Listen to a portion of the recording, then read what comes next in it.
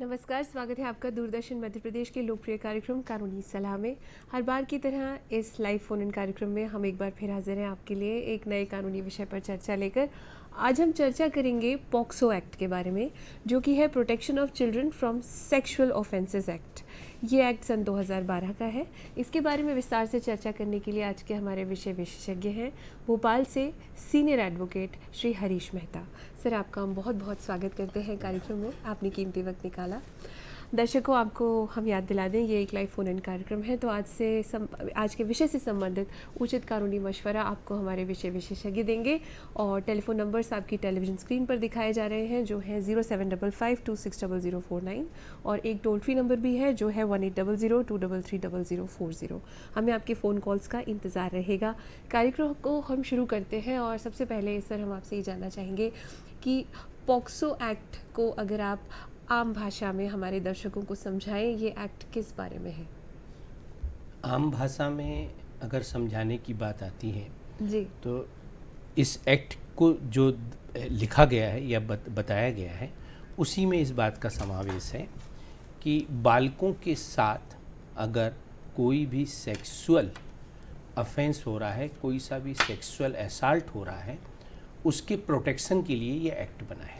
जी। अब उसके प्रोटेक्शन के लिए ये एक्ट बना है, मतलब प्रोटेक्शन तो समाज को देना रहता है, लेकिन जिसके साथ ऐसा कृत्य हो गया है वो किस प्रकार से कानूनन रूप में उसको रजिस्टर्ड किया जाता है और उसकी कैसे ट्रायल होती है, इसके संबंध में ये एक्ट बना है। जी जी जी। इस एक्ट का नाम ही इतना इंटेंस है कि हम सेक्सुअल ऑफेंसेस से बच्चों को प्रोटेक्ट करने की बात कर रहे हैं। वैसे अगर देखा जाए तो बच्चे नेशनल प्रॉपर्टी माने जाते हैं, ऐसे हमने सुप्रीम कोर्ट के कई जजमेंट्स और ऑर्डर्स में भी पढ़ा है। इसी के साथ साथ बच्चों का तो हर फ्रंट पर एक प्रोटेक्शन सभी से अपेक्षित होता है। सेक्सुअल ऑफेंसेस जो हैं सर, ये अगर हम, आपका इतना लंबा इलस्ट्रस एक्सपीरियंस रहा है आपकी प्रैक्टिस का, आप क्या स्तर पाते हैं? अगर हम भोपाल के नज़रिए से जानना चाहें तो इस एक्ट के बारे में लोग कितने जागरूक हैं? देखिए, एक्ट के बारे में जागरूकता के पहले मैं ये बताऊंगा कि कभी भी कोई घटना हो गई और उस घटना के बारे में रिपोर्ट की जाए या नहीं की जाए। घटनाएं तो आज नहीं हो रही, वर्षों से हो रही हैं जी, लेकिन आज हम समाज में अग्रसर हैं, लोग आगे बढ़ रहे हैं। आपसे इजाज़त लूँगी सर, एक फ़ोन कॉल हम अटेंड कर लें, फिर हम इसे कंटिन्यू करेंगे। हाँ, हमारे साथ सागर से विपिन जी जुड़ रहे हैं टेलीफोन के माध्यम से। हेलो। हाँ मैम, नमस्ते। हमारे जी विपिन जी, स्वागत है आपका। हेलो जी मैम, धन्यवाद मैम। मेरे दो सवाल थे। पहला सवाल ये था कि जी, क्या आप हमें सुन पा रहे हैं? अगर आसपास दिखाई देता है या फिर कोई ऐसी समझ में आता है तो इसकी शिकायत या जानकारी। हमें आवाज़ नहीं आ रही है विपिन जी। जी मैम। हेलो जी, सवाल पूछिए।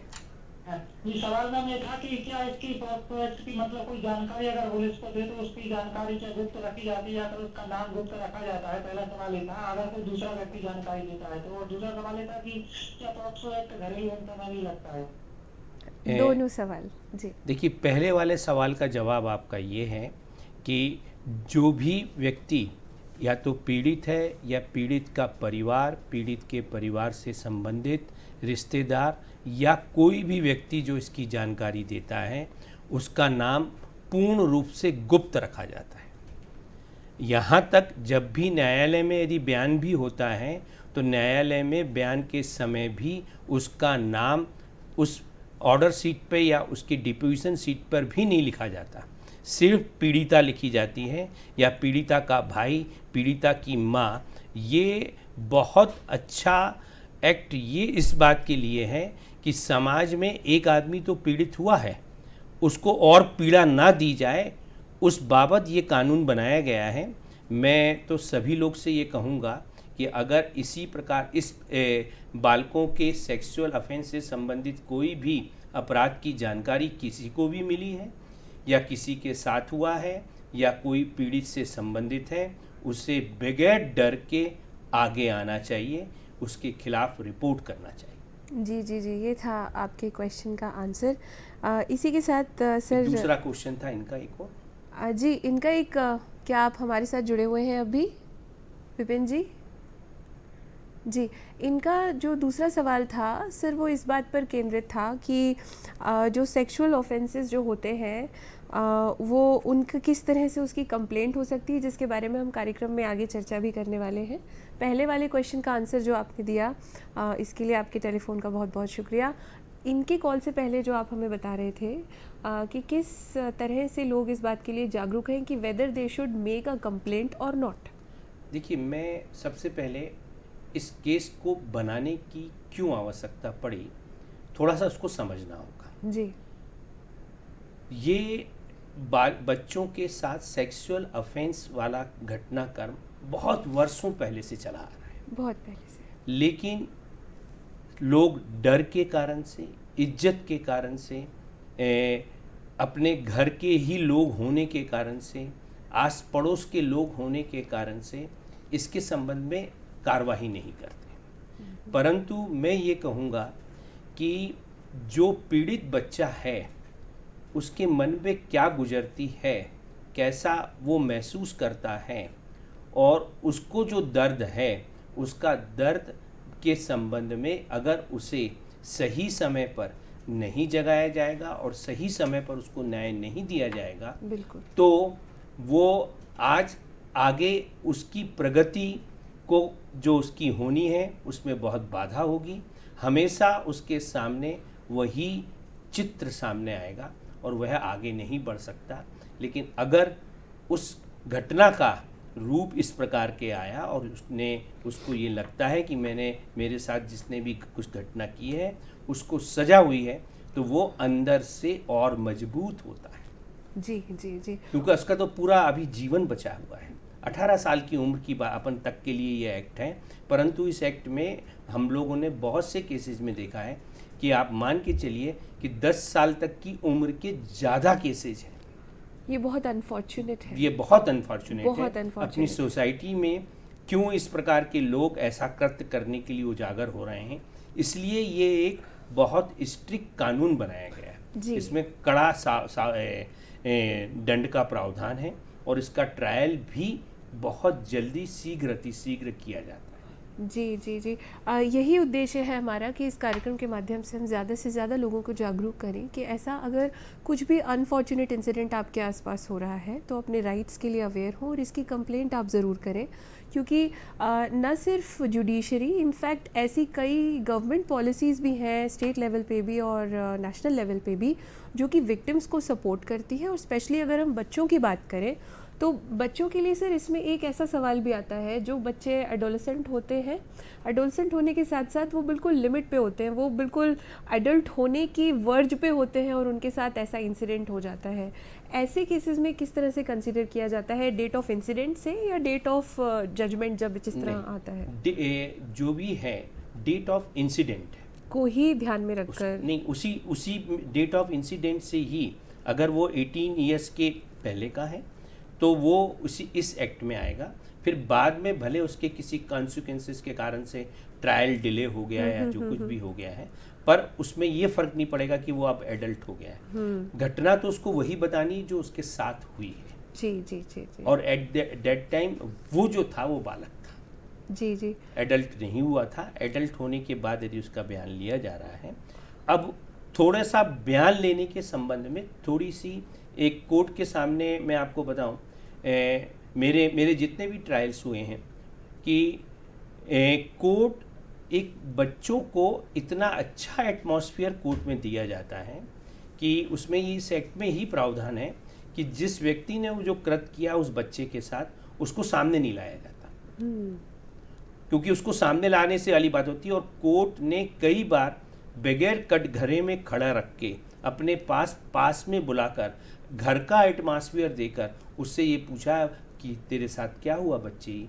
कैसा हुआ, क्या नहीं हुआ, और उसी के संबंध में सर्वोच्च न्यायालय ने इन सारे केसेस के ट्रायल के संबंध में एक पूरी गाइडलाइन बनाई। जी। वो गाइडलाइंस के बारे में मेरे पास इतना समय नहीं है मैं लोगों को बताऊं कि वो जो गाइडलाइंस ऐसी बनी है जिसमें आप लोग को, आपके परिवार को या आपको या आपकी बच्ची को किसी भी प्रकार की कोई भी बेइज्जती सहन नहीं करनी पड़ती, बल्कि आपको एक प्रोत्साहन दिया जाता है कि आप अपने साथ हुई घटना के बारे में खुलकर बाहर आए हैं और किसी को सज़ा दिलाने की बात कर रहे हैं। जी जी जी, बिल्कुल एक ऐसा एटमॉस्फेयर दिया जाता है। टाइम की तो कमी बेशक है सर, लेकिन फिर भी क्योंकि आप हमारे साथ हैं तो हम आपसे ये ज़रूर जानना चाहेंगे, आने वाले जवाबों में आप हमको ज़रूर इस बात की झलक बताइएगा कि कितना अच्छा एटमॉस्फेयर कोर्ट में क्रिएट किया जाता है, और ना सिर्फ जजेस बल्कि जो पूरी टीम है वो मिलकर इस बात के लिए एफर्ट्स में जुड़ जाती है कि बच्चे जो हैं बिना किसी डर के उनके साथ जो भी कुछ हुआ है उसे कोर्ट को एक्सप्रेस कर सकें और उन्हें उचित न्याय मिल सके।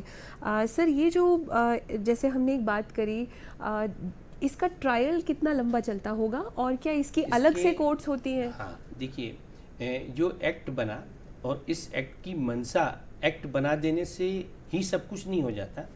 एक्ट बनने के बाद उस एक्ट का इम्प्लीमेशन और उस एक्ट की जो मंशा है उसको सबसे पहले ध्यान में रखा जाता है। जी। इस एक्ट को बनाते समय इसी एक्ट में प्रोविजन किया गया है कि इसमें 1 साल के अंदर ये ट्रायल कंप्लीट होना चाहिए। 1 साल। और यहाँ तक इसमें ये वाली बात की है कि जो पीड़ित बच्चा है जिसके साथ ये घटनाक्रम हुई है तो उसका बयान ये 10 दिन के अंदर कोर्ट ले ले।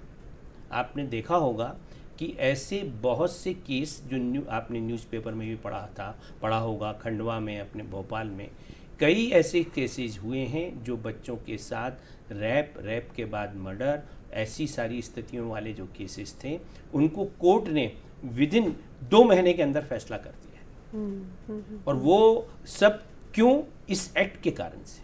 अगर ये नॉर्मली प्रोसीजर लॉ के तहत यदि वो होता तो उसमें और बहुत समय लगता, परंतु इस एक्ट में ऐसा प्रावधान दिया गया है और स्पेशल जज इसके लिए अपॉइंटेड हैं। तो मैं तो आपसे ये कह रहा हूँ, जैसे मैं आपको भोपाल की बात कर रहा हूँ, तो भोपाल में अभी भी यहाँ 2 कोर्ट्स काम कर रही हैं और दोनों कोर्टों के पास इतना काम है कि कुछ कहा नहीं जाए। लोग अपने उनके साथ हो रहे अत्याचार, उनके साथ हो रहे उनके लिए शिकायतें कर रहे हैं। हर जगह एक एक्सेप्शंस होता है, कुछ झूठी शिकायतें भी। जी जी जी, हम कुछ झूठे लोगों को फंसाया भी जाता है। जी जी, शुरू यहाँ से करना चाहेंगे कि एक लोगों के मन में मिसकंसेप्शन ये भी होता है कि जो सेक्सुअल ऑफेंसेस होते हैं उसकी विक्टिम सिर्फ लड़कियाँ होती हैं। क्या ऐसा सही है? नहीं, मैं आपको इसलिए बताऊं कि इस केस में जो चाइल्ड की डेफिनेशन दी गई है, जी जी जी, उस चाइल्ड की डेफिनेशन में कहीं पर भी ये डिफ्रेंशिएट नहीं किया है कि मेल और फीमेल। चाइल्ड की डेफिनेशन में 18 साल का लड़का भी है और 18 साल की लड़की भी है, क्योंकि सेक्सुअल ऑफेंसेस जो अननेचुरल ऑफेंसेस हैं, किसी को कुछ फोटोग्राफ दिखाना, किसी को जिसने कुछ फोटोग्राफ दिखाना, कुछ और हरकतें करना, तो ये लड़कों के साथ भी हो सकती है। ऐसा नहीं है कि नहीं हो सकती। तो इसी में मतलब एक्चुअली में ये देखा जाए तो सेक्सुअल ऑफेंस को थोड़ा आप ब्रॉड स्केल में देखें कि एक्ट ही नहीं है, उसका सिर्फ एक किसी तरह से प्रेजेंटेशन भी करना, एक्सप्रेशन है, फोटोज हैं, और आजकल तो मीडिया और प्लस मोबाइल फ़ोन्स, व्हाट्सएप, और इस पर भी जो एक्यूज पर्सनस हैं वो बच्चों को बहला फुसा के दिखा, आइए देख, ये देख क्या चीज़ है। तो ये सारी चीज़ें जो उनके मन को प्रभाव डालती हैं, जो सेक्सुअल असॉल्ट से संबंधित होता है, उसका भी इस एक्ट के तहत इंक्लूजन है। बहुत डिफरेंट, बहुत विस्तृत परिभाषा की, बहुत विस्तृत परिभाषा है। जैसे बाकी एक्ट्स में ऐसा जनरली हमें देखने को नहीं मिलता, लेकिन इसमें एक प्रिजम्पशन नाम का एक बहुत ही विविड और वाइब्रेंट टॉपिक है जो कि इतना डायनेमिक है कि सिचुएशन टू सिचुएशन उसको बदला जा सकता है। देखिए, मैं आपसे ये कहूँ कि कानून बनाने वालों ने कानून बनाते समय इसकी जो मंशा रखी जी, और मंशा रखने के बाद ये विचार किया कि एक 18 साल के कम उम्र के बच्चे 3 साल की बच्ची, 4 साल की बच्ची या 5 साल की बच्ची जी, जिसके जी। साथ ऐसा कुछ हुआ है, हम्म। तो जब वो कोर्ट में आकर ऐसा बयान देती है और उसका बयान पूरा नेचुरली ऐसा है कि जो किसी भी तरह से झूठा नहीं लग रहा है, तो उस संबंध में पूरा ये प्रिजम्पशन क्लास जो रखा है कि अब कोर्ट को कुछ नहीं देखना है, कोर्ट को अब पूरा बर्डन एक्यूज के ऊपर है कि वो अब इसको साबित करें कि क्यों उसको फंसाया गया है या क्यों उसके द्वारा ये एक्ट किया गया है। अगर वो इसको नहीं करता है तो बच्ची की उस बात को कोर्ट पूरी तरह से विश्वास करेगी और उस पर पूरा एक्ट करेगी और उस पर कहीं कोई चांस नहीं है उसमें। जी जी जी। मतलब दिस इज ए वेरी मतलब तो इसलिए मैं ये कहता हूँ कि लोग सच्चाई के साथ उनके साथ जो घटना हुई है उस घटना को कानून के किसी भी उल्लंघनों से हटकर उसको क्लियर कट कोर्ट के सामने आकर प्रेजेंट करें, आपको न्याय मिलेगा। जी जी जी। इस बात को और आसान शब्दों में हम दर्शकों को ये बताना चाहते हैं कि जनरली क्या होता है, जो कि मैक्सिमम एक्ट्स में ऐसा होता है कि कोई विक्टिम है, जब वो ये बताता है कि उसके साथ ये XYZ ऐसी कुछ घटना कारित की गई है, तो ये कहीं ना कहीं सबूत जुटाने का कार्य उसी का हो जाता है कि वो सबूत भी लाए कि उसके साथ ऐसा कुछ हुआ है। लेकिन ये एक एक्सेप्शन है और ये अपने आप में बहुत बड़ी बात है जो प्रावधान इस एक्ट में किया गया है कि इसमें जिस पर ब्लेम लगाया जा रहा है, बर्डन ऑफ प्रूफ भी उसी पर शिफ्ट कर दिया जाता है कि वो ये साबित करे कि उसने ये एक्ट नहीं किया या वो ये साबित करे कि उस पर ये ब्लेम क्यों लगाया गया है। ये एक बहुत बड़ी बात है। सर, फॉल्स कंप्लेंट्स का जो हमने अभी डिस्कशन किया, इसके बाद हम अपील्स के बारे में भी आपसे जानना चाहेंगे। देखिए, मैं फॉल्स कंप्लेंट्स के बारे में भी इसमें है और फॉल्स कंप्लेंट्स के बारे में इसमें भी प्रावधान दिया गया है कि अगर कोई भी झूठी शिकायत कर देता है जी, तो उस शिकायत के संबंध में कोर्ट के पास पूरे पावर्स दिए हैं कि ऐसे विक्टिम जिसने एक एक्यूज के खिलाफ झूठी शिकायत की है उसके खिलाफ कार्रवाई करें। और साथ ही साथ में अगर वो विक्टिम जिसने अपना केस प्रूव किया है तो वो मैं आपको और एक्स्ट्रा रूप से बता दूं, जरूर। तो वहाँ पर उसका कंपनसेशन का प्रावधान है जी, और वो कंपनसेशन मस्ट है कि कोई भी पीड़ित थी या जो भी है तो वो कंपनसेशन भी कोर्ट खुद डिसाइड करती है केस टू केस कि क्या कंपनसेशंस होगा और वो कंपनसेशन के लिए गवर्नमेंट में पूरे प्रोविजंस हैं और उन प्रोविजनों के तहत कंपनसेशन भी दिया जाता है। जी जी जी। जैसे आपने अभी बातचीत में बताया एग्जाम्पल के लिए कि ऐसा कुछ अनफॉर्चुनेट हुआ हो कि कोई 3 या 4 साल की बच्ची के साथ ऐसा कुछ सेक्सुअल ऑफेंस कारित किया गया हो, वो टाइमली तो बता नहीं सकेगी अपने घर में। एज एंड व्हेन ऐसी कोई घटना आएगी तब वो अपनी बहन को या अपनी माँ को या पिता भाई किसी को जब थोड़ा बहुत एक्सप्लेन करेगी, ये रियलाइज़ करते करते उनको 10-15 दिन या 1 महीना भी हो सकता है। तो FIR करने की कोई डेडलाइन है और ये कोर्ट कैसे डिसाइड करती है कि डिलेड FIR भी एक्सेप्टेबल है? नॉर्मली एक साधारण भाषा में अपन कहें कि जब भी किसी के साथ कोई भी घटना हुई है उसकी शिकायत उसको तुरंत करना चाहिए। जी, ये आम अगर बात है। ये एक आम बात है, लेकिन ऐसा नहीं है। कभी कभी शिकायतें 6 महीने बाद भी होती हैं, कभी कभी शिकायतें 15 दिन बाद भी होती जी। हैं। तो इसके लिए कोर्ट ये कहता है कि यदि मैंने 6 महीने बाद की भी शिकायत है तो हम उसको इस आधार पर झूठी नहीं मान लेंगे कि वो 6 महीने बाद की है। आपको 6 महीने बाद क्यों आपने इतनी डिले से ये शिकायत हुई उसका एक्सप्लेनेशन करना होगा, जस्टिफाइड करना होगा कि किस कारण से। और नॉर्मली इन केसेस में कोर्ट बहुत ज़्यादा स्ट्रिक्ट व्यूज पे नहीं रहती। अगर वो बच्ची डर गई है, 3 साल की बच्ची है, उसको इतना डरा दिया है, उसको चाकू दिखा दिया गया था at the time of the incident, क्योंकि 3 साल की बच्ची के साथ एक रेप भी होता है, एक पार्सल भी रेप होता है, जी हाँ, जी हाँ। सम बॉडी टचिंग भी होता है। ये अलग अलग टाइप के एक्ट हैं जो सेक्सुअल की डेफिनेशन में आते हैं कि कोई सा भी एक्ट जो सेक्सुअल डेफिनेशन में आता है जो सेक्स से संबंधित है, तो ऐसी स्थिति में बहुत सी चीज़ें एक नॉर्मल हो जाती हैं। मैं आपको एक सिंपल, जब आपके इससे बैठा हूँ तो साधारण रूप से हर कोई एडमिट करेगा कि कई बच्चे अपने घर में ये कहते हैं कि मम्मी ये अंकल बैड अंकल है, अच्छे अंकल नहीं है।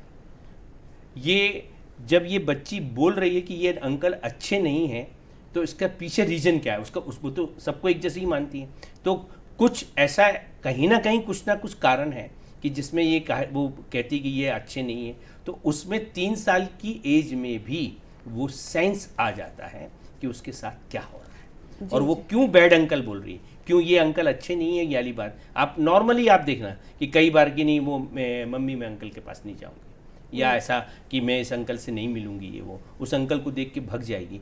तो उस वक्त घर वालों को ये जरूर वॉच करना चाहिए कि आखिर ये बच्ची ऐसा क्यों कह रही है पर्टिकुलर पर्सन के लिए। बिल्कुल। तो तब जाकर उसके मन की जो बात है वो सामने आएगी कि हुआ क्या है।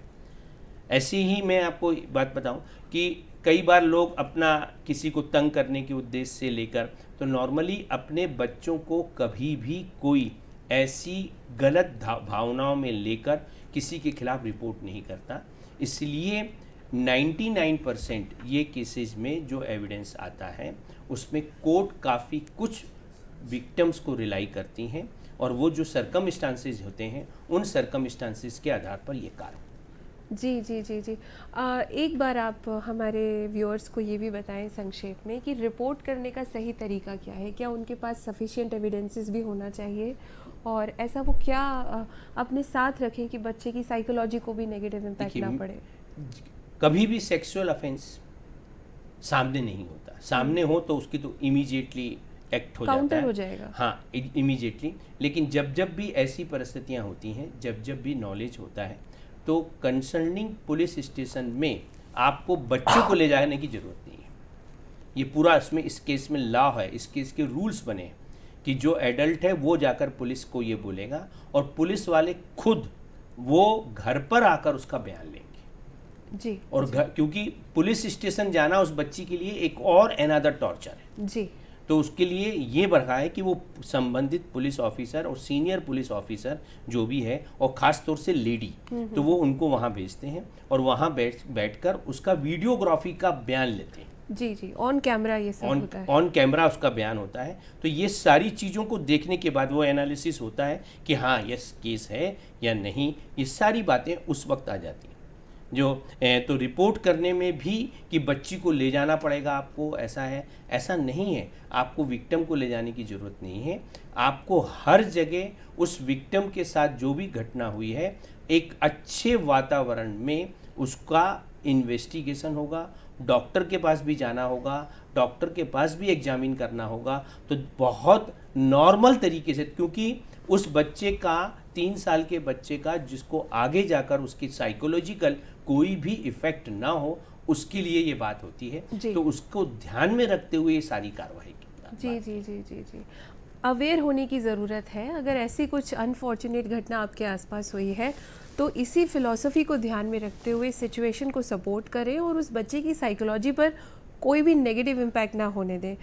सर वक्त की कमी है, हम आपसे बहुत ही संक्षेप में ये जानना चाहेंगे कि जुडिशरी का तो रोल वो बहुत ही अच्छा प्ले करते हैं एपिटोम पे, लेकिन उसके साथ ही जो सोसाइटी में एनजीओज काम कर रहे हैं या जो हमारे जितने भी स्टेक होल्डर्स हैं सोसाइटी में, हम सब का किस तरह का रोल होना चाहिए कि हम पॉक्सो की फ़िलॉसफी को सच में फॉलो कर सकें। हाँ, ये मैं ये कहूँगा कि जो एनजीओज हैं या जो डिफरेंट सोसाइटीज़ के जो लोग हैं, ये उनकी खुद की भी एक ड्यूटी रहती है कि वो स्लम एरिया हैं, ऐसे एरिया हैं जहाँ पर बच्चियाँ हैं, बच्चे हैं, वहाँ पर खुद जाकर लोगों से कहें कि कोई डरो मत जी। किस प्रकार से यदि तुम्हारे साथ कुछ हुआ है तो वो आज भी बताओ, और आज आप नहीं बता सकते हो हमको बताओ, हम किसी को नहीं बताएंगे, सिर्फ हमको बताओ, तुमको कुछ नहीं करना है। बच्चों के साथ फ्रेंडली रहते हुए और इनको सबको कार्रवाई करना चाहिए। और इसके लिए मतलब मैं ये कहूँ कि एक प्रेजेंस जो है कि कहते हैं ना आँखों से झलक जाता है कि अगर उसके साथ कुछ हुआ है, बिल्कुल सही बात पता है। लग जाता है। आप बच्चों के बिहेवियर को ज़रूर ऑब्जर्व करें और उनको सपोर्ट करें। आशा करते हैं कि आज का ये अंक आपको ज़रूर पसंद आया होगा। अगले मंगलवार ज़रूर देखिए हमारा कार्यक्रम, हम हाजिर होंगे एक नई प्रस्तुति लेकर। बहुत बहुत शुक्रिया, आपने कीमती वक्त निकाला और हमारे कार्यक्रम में शामिल हुए। नमस्कार हमारी पूरी टीम की ओर से।